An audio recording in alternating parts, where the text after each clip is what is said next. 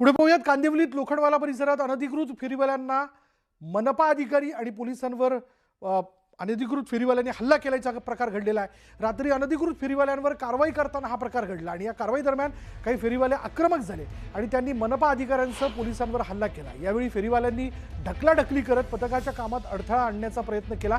अचानक झालेल्या या प्रकारामुळे परिसरात काही काळ तणावाचं वातावरण निर्माण झालं। पोलिसांनी परिस्थिती नियंत्रणात आणत संबंधित फेरीवाल्यांना पांगवलं।